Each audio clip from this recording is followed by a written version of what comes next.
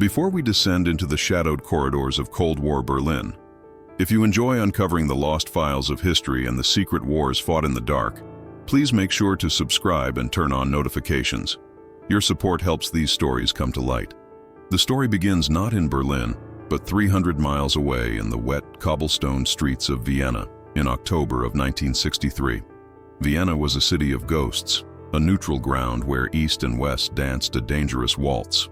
It was here that the Soviet Union's most valuable asset in the region, a man known in the files only as codename Orion, vanished. Orion was not a defector. He was a loyalist, a master of tradecraft who had successfully mapped the CIA's financial networks across Austria for 5 years. He was the eyes of Moscow in a city that was officially blind. But on the night of October 14th, Orion walked into a safe house in the Leopoldstadt district and never walked out. There was no struggle, no broken glass, no neighbors reporting gunshots. When KGB cleaners arrived 48 hours later, the apartment was sterilized. Every fingerprint had been wiped, every paper burned. The only thing left behind was a single chess piece, a white knight, placed deliberately on the windowsill. It was a message, it was a signature. Moscow knew immediately who was responsible. The signature belonged to a man named Julian Vane. Vane was not a field agent in the traditional sense. He was an extractor, a specialist working for Western intelligence whose sole job was to dismantle Soviet networks not by arrest, but by disappearance. He didn't put spies in prison. He turned them, or he removed them from the board entirely. For the KGB, the loss of Orion was catastrophic. It blinded them in Austria. But the insult of the white knight on the windowsill was personal. It was a taunt. In the halls of the Lubyanka in Moscow, the reaction was cold and immediate. This was not just an intelligence failure, it was a challenge. General Fyodorov, a man who had survived the purges of the Stalin era to lead the first Chief Directorate's Western operations, looked at the photograph of the empty safe house. He didn't yell. He didn't slam his fist on the desk. He simply opened a file drawer and pulled out a dossier marked with a red stripe. Vane had made a mistake. In his arrogance, he had surfaced. Intelligence reports indicated that after the Vienna operation, Vane had been moved to a secure location to oversee the debriefing of the assets he had compromised.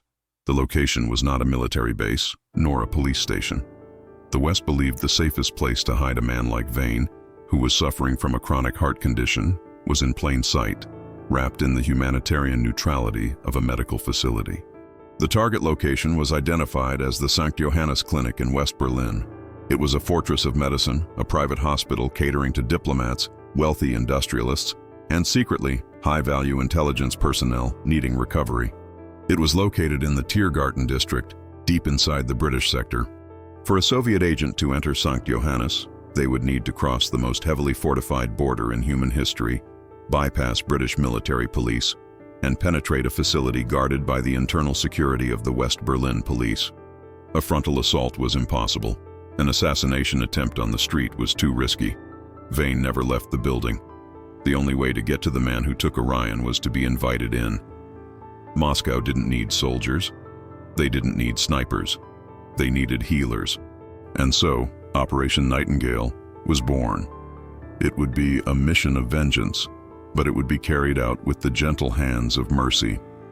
The selection process for Operation Nightingale was unlike any other in the history of the Directorate. Usually, agents were chosen for their marksmanship, their ability to lose a tail, or their capacity for violence. For this, General Fyodorov needed women who could insert a catheter as flawlessly as they could pick a lock. He needed agents who could stand in an operating theater for 8 hours without flinching, who knew the Latin names of every bone in the body, and who could memorize a complex encryption key while taking a patient's pulse. They found them in the files of the sleeper program.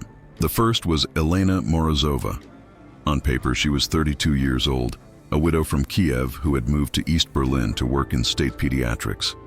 In reality, Elena was a veteran of the illegals program. She had spent 4 years in London in the late 50s under deep cover. She spoke German with a Bavarian accent, flawless and disarming. Her medical training was genuine.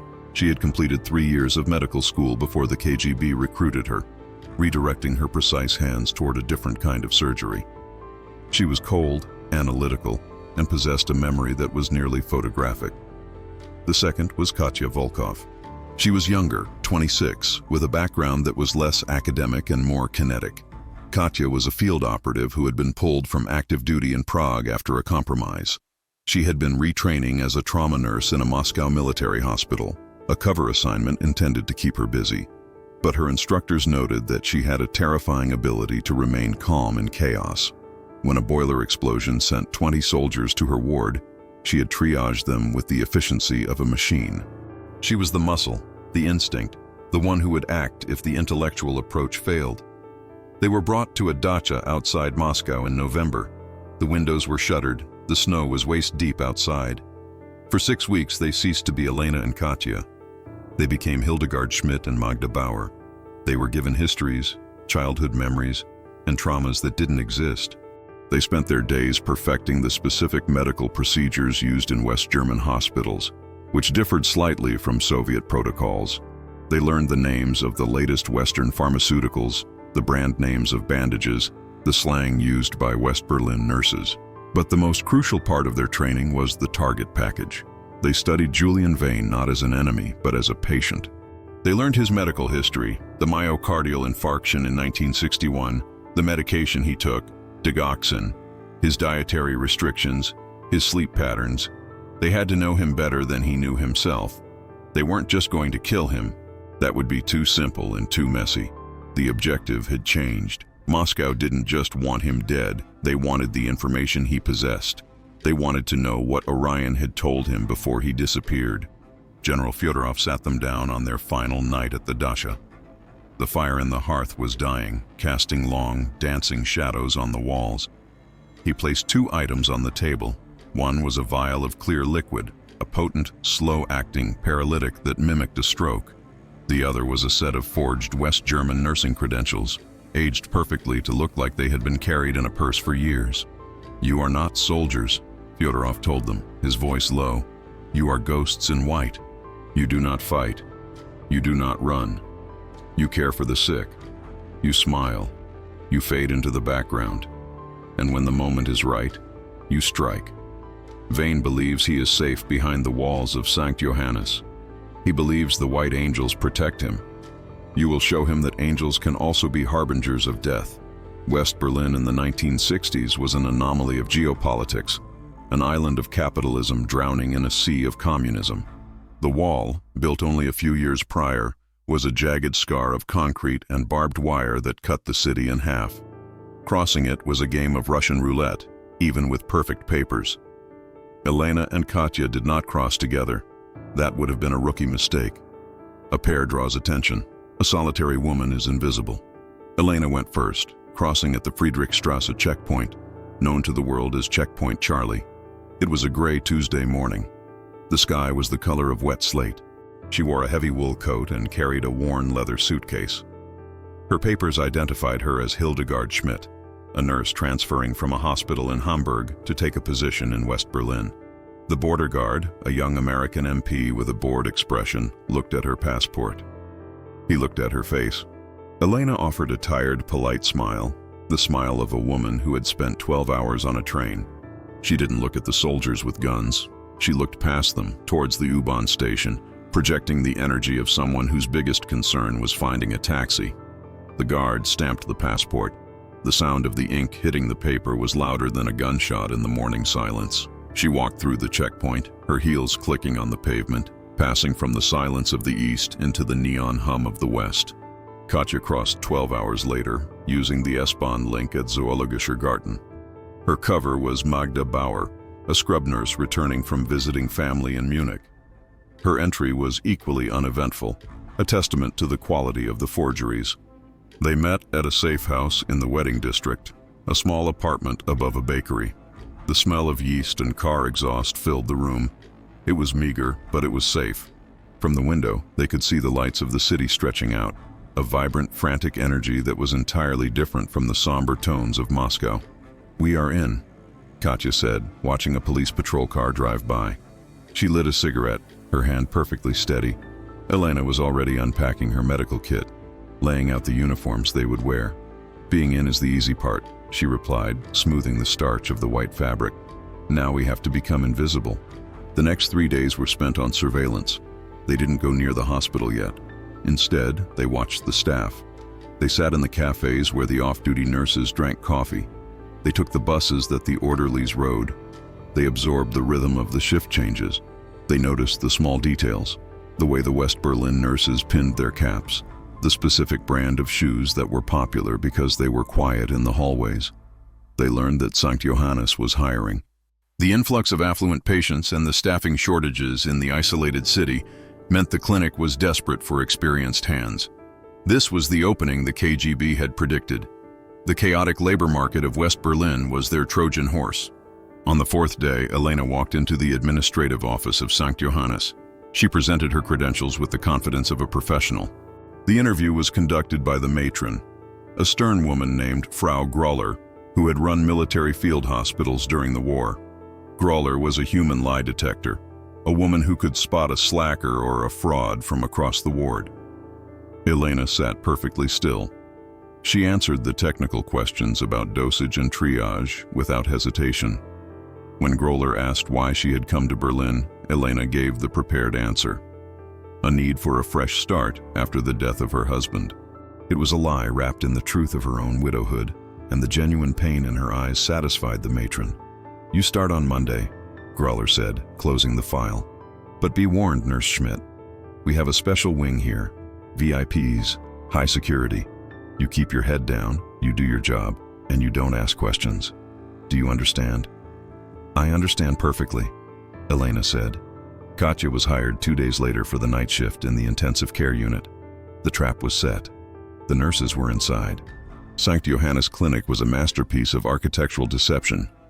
On the outside, it was a grand 19th century structure with ivy climbing the brickwork and large arched windows.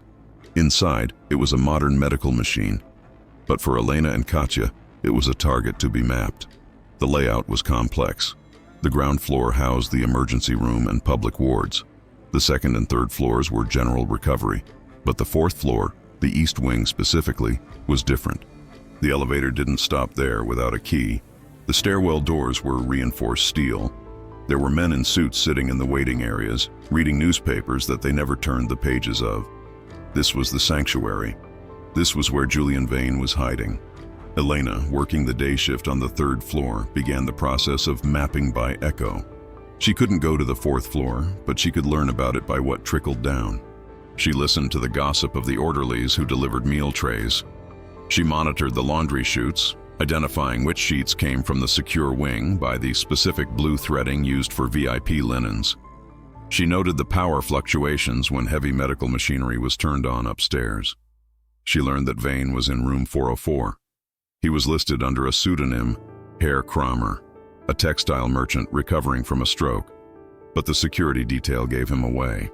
No textile merchant needed 2 armed guards at the end of the hallway and a food taster. Katya, on the night shift, had a different role. Her job was to map the shadows. The hospital at night was a different beast. The hum of the ventilation system was louder. The lights were dimmed. Security was paradoxically tighter yet more complacent. The guards were tired. They drank coffee. They took bathroom breaks. Katya moved through the ICU like a phantom. She volunteered for the tasks no one else wanted, restocking the supply closets on the upper landings, running labs to the basement. Every trip was a reconnaissance mission. She timed the patrols of the private security firm hired to protect the VIP wing. She discovered a blind spot in the shift change at 3:00 a.m., a 4-minute window where the desk on the 4th floor was unattended while the guards swapped logs. But the most important discovery came from the pharmacy. All medication for the 4th floor was prepared in the central pharmacy in the basement and sent up via a pneumatic tube system. It was a secure, efficient system designed to minimize human traffic. It was also the weak point. If they could intercept the medication, they could control the target. But Vane's medication was double-checked by his personal physician, a Dr. Weber, who was almost certainly vetted by intelligence services. Tampering with the pills was too risky. They would be inspected. They needed physical access. They needed to be in the room. The plan began to crystallize. They couldn't sneak into room 404. They had to be summoned. They had to create a crisis so severe that the guards would have no choice but to call for the most competent nurses in the building. They didn't need to break in. They needed to be invited to save his life, so they could end it, or rather so they could take him. The kidnapping aspect was the hardest variable. Getting a man out of a guarded room, down 4 flights of stairs, and out of the building without raising the alarm seemed impossible. But Elena remembered the basement, the morgue tunnel. St. Johannes had a dedicated exit for the deceased, a discreet tunnel that led to the rear loading dock where hearses waited. "We don't take him out as a patient," Elena whispered to Katya during a brief meeting in the linen closet. "We take him out as a corpse." To trigger the crisis, they needed a catalyst. They turned their attention to the hospital's infrastructure. The heating system of St. Johannes was old, a labyrinth of steam pipes and boilers that required constant maintenance. Katya befriended the night maintenance chief, a grumpy Berliner named Otto. She would bring him fresh coffee and cigarettes, listening to him complain about the rotten guts of the building. Through Otto, she learned which valves controlled the pressure to the east wing. She learned that if the pressure spiked, the radiators would hiss and bang, creating a racket. But if the return valve was jammed, the heat would simply die. November in Berlin was unforgiving. A loss of heat in the VIP wing would be a medical emergency for patients with heart conditions or pneumonia. It would force the administration to move the patients, or at the very least, flood the floor with maintenance crews, creating chaos. But chaos wasn't enough. They needed specific access to Vane. The breakthrough came on a Thursday. Elena was processing charts at the nursing station when she saw Dr. Weber, Vane's physician, arguing with the head pharmacist. The issue was a shortage of a specific anticoagulant. Weber was furious. He needed a substitute immediately. Elena stepped in. "Doctor," she said, her voice calm and deferential, "we have a supply of heparin in the level 3 crash cart. I just checked the inventory this morning." Weber turned, his face red with stress. He looked at Elena, really looked at her, for the first time. He didn't see a Soviet spy. He saw a competent, helpful German nurse. "Fetch it," he barked, "and bring it to the 4th floor dispensary personally. I don't trust the orderlies with this." It was the golden ticket. Elena grabbed the vial. She walked to the elevator, her heart hammering against her ribs like a trapped bird. She inserted the key she had lifted from a sleeping intern 2 days prior, just to test it, and pressed the button for the 4th floor. The doors opened. The air up there was different. Cooler, smelling of expensive antiseptic and stale tobacco. 2 men in dark suits stood at the end of the hall. They watched her approach. Elena didn't hesitate. She held the medication clearly in front of her, a talisman of authority. "Delivery for Dr. Weber," she announced. One of the guards patted her down. His hands were professional, thorough. He checked her pockets, her cap, the waistband of her skirt. He found nothing but a pen and a notepad. He nodded and waved her through. She walked past room 404. The door was ajar. For a fraction of a second, she looked inside. She saw him. Julian Vane. He was older than in the photos, his face pale and waxy, sitting in a wheelchair by the window, looking out at the gray sky. He looked frail, but Elena knew that inside that frail body was a mind that had dismantled networks and destroyed lives. He was the spider in the web. She delivered the medication to Dr. Weber, who grunted a thank you. As she turned to leave, she scanned the corridor. She noted the position of the cameras. She noted the distance from the room to the stairwell. She noted that the fire exit sign at the end of the hall had a burnt-out bulb. She returned to the 3rd floor, shaking, not from fear, but from adrenaline. She had seen the target. The ghost was real, and he was within reach. That night, at the safe house, they finalized the timeline. The operation would happen in 3 days, during the Sunday night shift. Staffing was lowest on Sundays. It was the lull before the week began. It was the perfect time for a tragedy. Sunday arrived with a freezing rain that turned the streets of West Berlin into sheets of black glass. The city hunkered down. Inside St. Johannes, the atmosphere was quiet, almost suffocating. Elena was on the evening shift, staying late to cover for a sick colleague. A sickness she had induced by spiking the other nurse's tea with a mild laxative. It was cruel, but necessary. Katya came on duty at 10 p.m. They were both in position. At 11 p.m., Katya slipped into the basement maintenance room. Otto was asleep in his chair, a half-eaten sandwich on his chest. Katya moved silently to the main manifold for the east wing. She took a heavy wrench from the wall. She didn't break the system. That would look like sabotage. Instead, she adjusted the mix valve for the 4th floor, introducing air into the steam line. Within 20 minutes, the radiators on the 4th floor began to shudder. A loud rhythmic clanging echoed through the VIP wing. It wasn't dangerous, but it was incredibly loud and annoying. The guards, already on edge, began to complain. Patients woke up. The calm of the sanctuary was broken. Upstairs, the head nurse called maintenance. No answer. She called the front desk. "Send someone up here. It sounds like the building is coming down." At 11:45 p.m., Elena received a call at the 3rd floor station. It was Dr. Weber, who had been called in to check on his agitated patient. "Schmidt," he said, "I need help up here. Vane is tachycardic. The noise is spiking his blood pressure. Bring the portable ECG and a sedative kit, now." "Yes, doctor," Elena said. She signaled Katya with 2 clicks on the internal phone line. The game was on. Elena took the crash cart. She didn't take the standard sedative kit. She swapped 3 vials with the one she had brought from Moscow, the paralytic that mimicked a stroke. She rode the elevator up. The noise in the hallway was deafening now, a metallic banging that sounded like a hammer against a hull. She entered room 404. Vane was in bed, clutching his chest, his face sheen with sweat. Dr. Weber was trying to listen to his heart but couldn't hear over the radiator noise. "Get that machine hooked up!" Weber yelled. Elena moved with practiced speed. She attached the leads to Vane's chest. The monitor beeped erratically. "He needs to be sedated," Weber said. "Give him 5 milligrams of diazepam." Elena drew the liquid into the syringe. It wasn't diazepam. It was the cocktail formulated in the Lubyanka labs. She injected it into Vane's IV line. "Pushing medication," she said calmly. They watched the monitor. For a moment, Vane's heart rate spiked, then it began to slow. His breathing became shallow.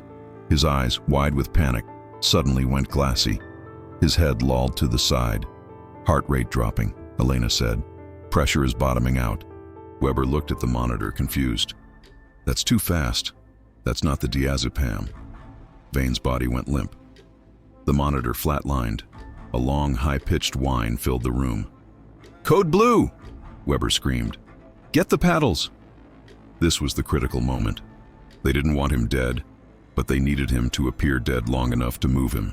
The drug induced a state of suspended animation.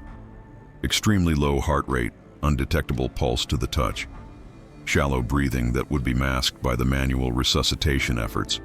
Elena began chest compressions.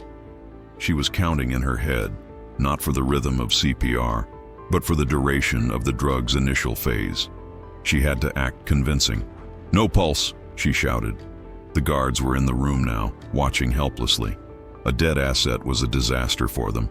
"Call it!" Weber yelled after 10 minutes of futile effort. He threw his stethoscope on the floor. "Damn it!" He looked at the clock. "Time of death, 00:15. The room fell silent, save for the radiator still clanging in the wall. The guards were on their radios, calling their superiors. "Target is gone. Heart failure." Elena stepped back, wiping sweat from her brow. She looked at Vane's motionless body. Step 1 was complete. He was officially dead.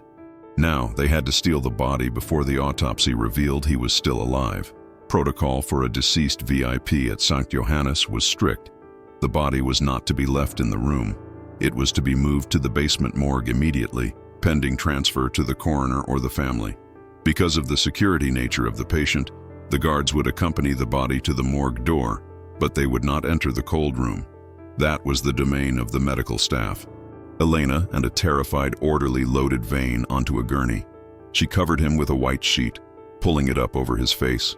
The symbolism was heavy, the white knight, now shrouded in white. They wheeled him out. The hallway was still chaotic, with maintenance crews finally arriving to fix the heat. The noise provided perfect cover for their movement. Katya appeared from the stairwell, wearing a surgical mask.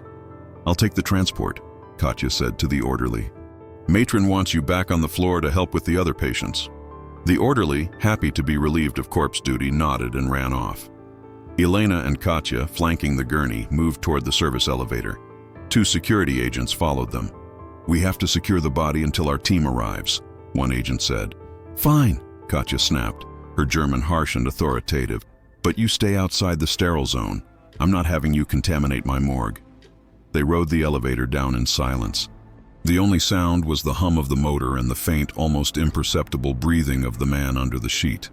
The drug would hold him for another hour.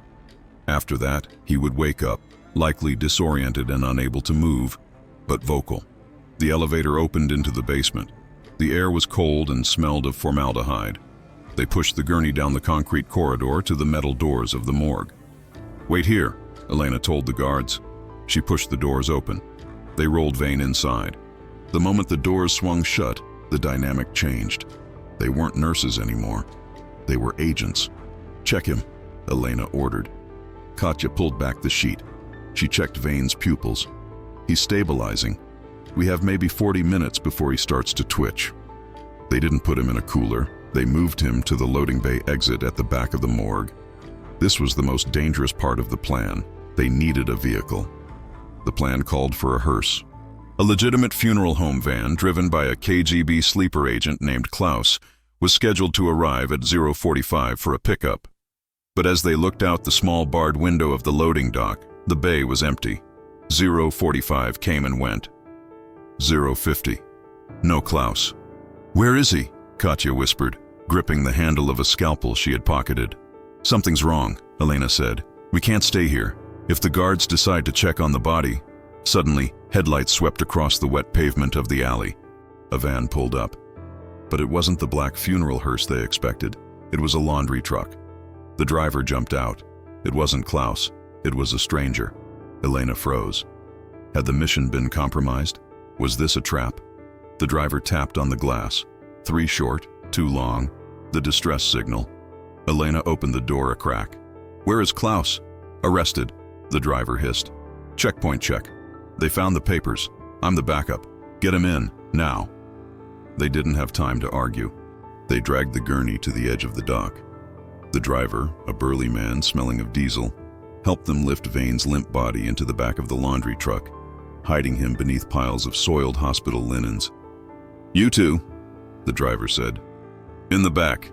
Keep him quiet." Elena and Katya climbed in. The doors slammed shut, plunging them into darkness. The engine roared to life and the truck lurched forward. They were moving, but they were miles from the border, with a dead man who was about to wake up, and the entire West Berlin police force about to realize that the body of Julian Vane was missing. The back of the laundry truck was a sensory nightmare. It smelled of bleach, blood, and sickness. Elena and Katya sat in the dark, bracing themselves against the swaying metal walls as the driver navigated the slick streets of Tiergarten. Under the pile of sheets, Julian Vane gasped. It was a wet, ragged sound. The paralytic was wearing off. The diaphragm was re-engaging. "He's waking up," Katya whispered. She clicked on a small penlight. Vane's eyes were open. They were wild, darting around in the darkness. He tried to move, but his limbs were still heavy lead. He tried to speak, but only a gurgle came out. "Quiet," Elena said, leaning over him. She spoke in English now. "Mr. Vane, you have had a medical episode. Do not struggle." Vane blinked. Intelligence returned to his eyes. He recognized the tone. It wasn't the soothing voice of a nurse. It was the command of a captor. He realized he wasn't in a hospital room. He felt the vibration of the road. He smelled the dirty linens. Panic set in. He tried to thrash, his body jerking spasmodically. "Hold him," Elena ordered. Katya pinned his shoulders down. "If he screams when we hit a checkpoint, we are dead." Elena pulled another syringe from her kit, a mild sedative this time, just enough to take the edge off, to keep him pliable. "Mr. Vane," Elena said, her face inches from his. "You took something from us in Vienna. We are simply taking it back. We are going home." She injected the sedative. Vane's struggles subsided, his eyes drooping. But before he went under, he managed to whisper one word. "Trap." Elena froze. "What did he say?" "He said trap," Katya replied, looking at the rear doors of the truck. Suddenly, the truck swerved violently. Tires screeched.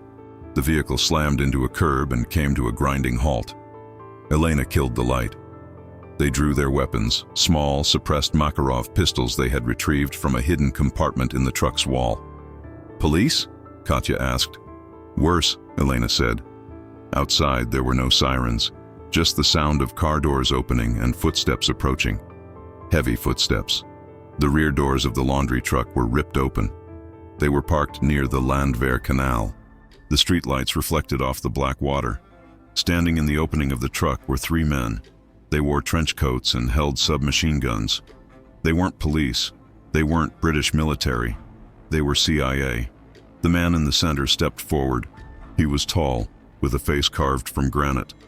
"Ladies," he said in perfect Russian, "please step out of the vehicle. You have something that belongs to us." It was the trap Vane had whispered about. The breakdown of the hearse, the arrest of Klaus. It hadn't been random.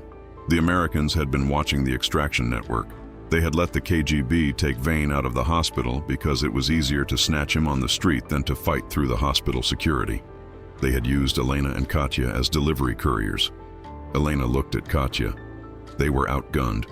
They had a sedated invalid in the back.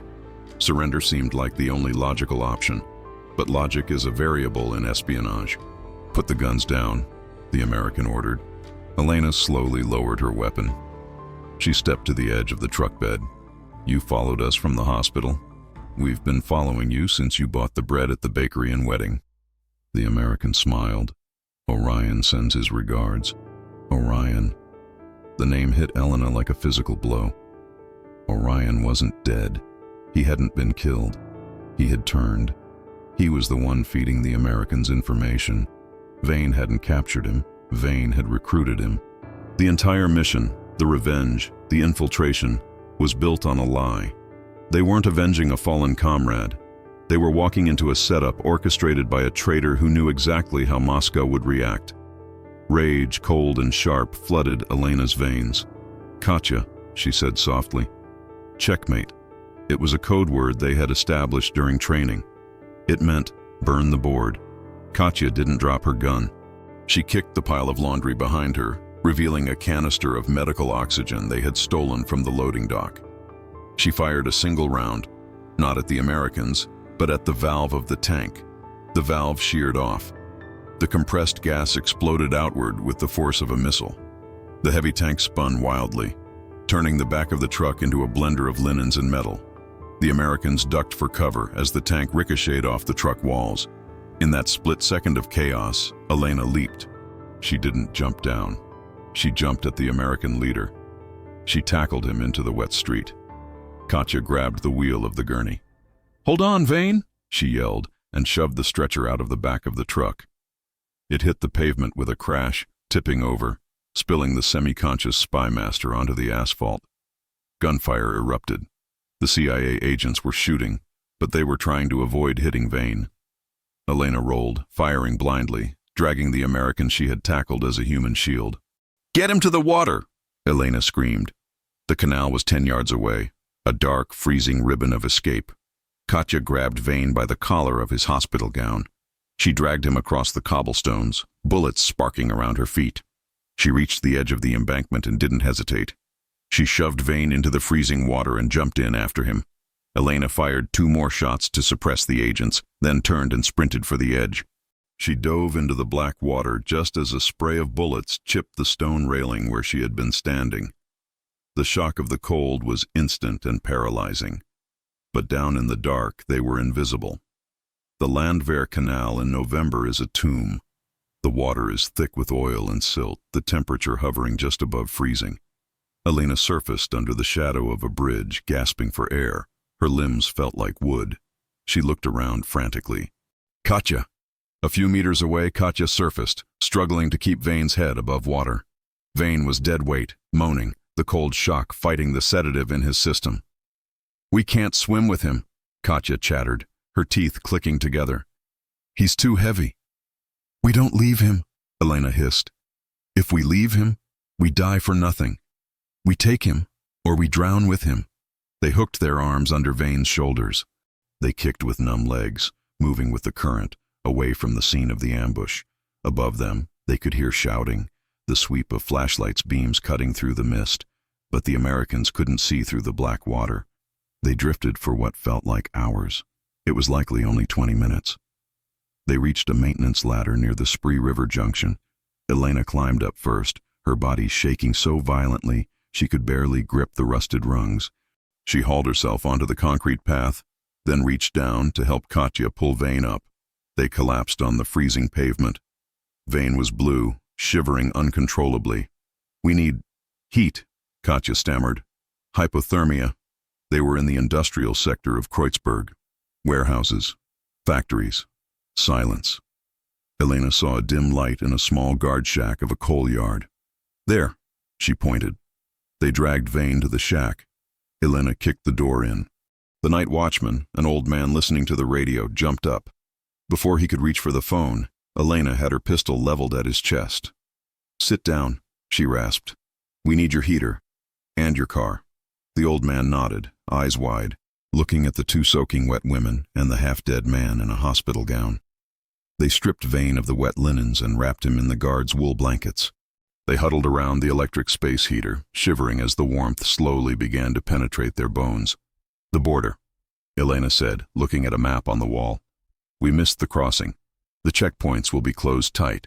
Every car will be searched." "So we are trapped," Katya said. "Not yet." Elena looked at the coal barges docked outside on the river. The Spree flowed from west to east. It was guarded, patrolled by boats, and lined with underwater nets. But it was a path. "The barges," Elena said. "They cross at dawn. We go under the coal." The coal barge Hertha was scheduled to deliver anthracite to a power station in East Berlin at 06 KG. The captain was not a spy. He was just a man who didn't check his cargo hold very often. Elena and Katya buried themselves in the coal. It was filthy, sharp, and suffocating. They dug a hollow for Vane, covering him with a tarp and then shoveling the black rocks over him, leaving only a small pipe for air. They lay in the darkness, pressed against the cold steel hull of the barge. The dust filled their noses and throats. At dawn, the engines rumbled to life.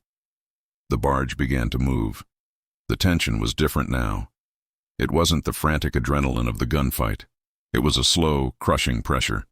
They felt the boat slow down as it approached the Oberbaum Bridge, the water border. They heard the boots of the East German border guards walking on the deck above them. They heard the dogs barking. They heard the long metal poles being thrust into the coal piles, searching for stowaways. A pole scraped the steel inches from Elena's head. She bit her hand to stop from screaming. The pole withdrew. "Clear!" a voice shouted from above. The barge engines throttled up. They passed under the bridge. They were crossing the Iron Curtain, buried in the fuel that powered the city. 20 minutes later, the barge docked at the Klingenberg power station in East Berlin. When they emerged from the coal, they looked like demons, covered in black dust, eyes white and wild. They dragged Vane onto the dock. A Stasi patrol spotted them immediately. Weapons were raised. "Identify!" the officer screamed. Elena stood up, wiping the coal dust from her face. She reached into her boot and pulled out a small, waterproof cylinder. She handed it to the officer. Inside was a code sequence that overrode all local authority. "Operation Nightingale," she said. "Call General Fyodorov. Tell him the angels are home. And tell him we brought a guest." Julian Vane survived the extraction. He was treated in a KGB hospital in Moscow for pneumonia and exposure.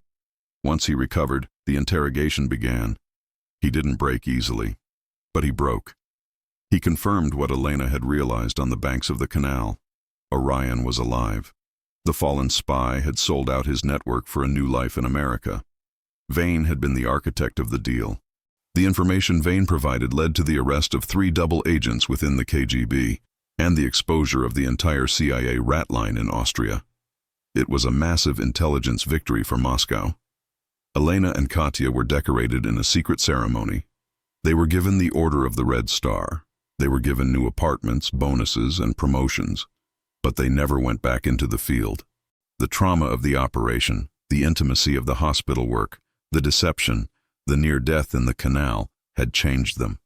Elena went back to genuine medicine, becoming a director of a pediatric hospital in Leningrad. Katya left the service entirely, disappearing into the anonymity of civilian life in the Urals. In 1989, When the Berlin Wall fell, an old woman walked across the Bornholmer Bridge. It was Elena. She walked through the cheering crowds, past the guards who were handing out flowers instead of bullets. She made her way to the Tiergarten district. She found the St. Johannes Clinic. It was still there, though modernized. She stood outside, looking up at the fourth-floor window of room 404. She thought about the white night on the windowsill in Vienna. She thought about the lies of the Cold War, how they had risked their lives to avenge a man who had betrayed them. She thought about Vane, who had died in a Soviet prison in 1974, a man who played a game he thought he controlled, only to be taken off the board by two nurses in the night. The Cold War was over. The secrets were spilling out like coal dust. But as Elena stood there, watching the nurses in their crisp white uniforms rushing in and out of the hospital, she knew that some stories would never be fully told. They would remain in the shadows, whispered only by the ghosts who remembered the time when angels carried poison, and the line between healing and killing was as thin as a syringe needle.